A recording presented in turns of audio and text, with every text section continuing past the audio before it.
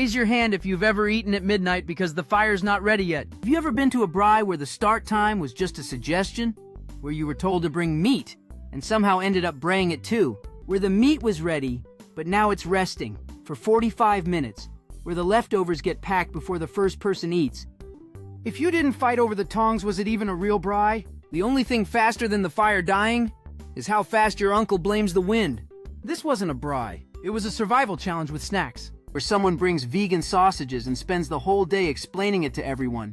Who seasoned this steak, yo? No love! No soul. No garlic. Never poke the worse.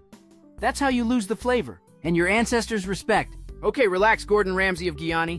Where a whole debate breaks out over whether chicken is supposed to be pink or not. Where the salad is still frozen and the dessert is already warm. Where everyone said they were full, and then raided the cooler box at midnight. Where the paper plates collapse mid-bite, and now your chakalaka is in your lap. Where the firewood came from someone's backyard and smells like burning fence. Where someone yells, "Flip the meat." Where the host disappears just after the fire is lit and comes back when the meat is done. Where the guy who brought pork insists it cooks faster than beef and gives everyone food poisoning. Where one guy guards the braai like it's Fort Knox and still burns the meat. Where you brought the nicest steak and somehow never saw it again. Where the uncles give advice, drink all the beer and never actually touch the tongs. Where the kids are crying hungry and someone says, just eat a roll until the meat's done. Where the whirs falls and the fire gets dusted off and still gets served. Where one guest brings garlic bread and acts like they catered the whole thing. Where the meat is either raw or looks like it survived a house fire. Where someone says, let's keep it small and 40 people show up.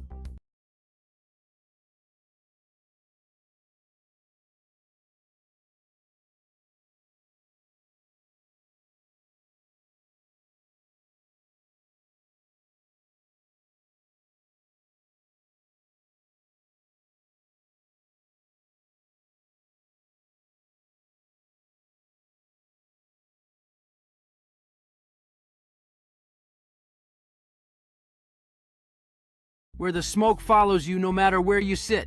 Where someone shows up with nothing but leaves with a plate. Where you complain? There's no salad, but wouldn't have touched it anyway. Where pap is mandatory, but nobody knows who brought it. And by the time everything's ready,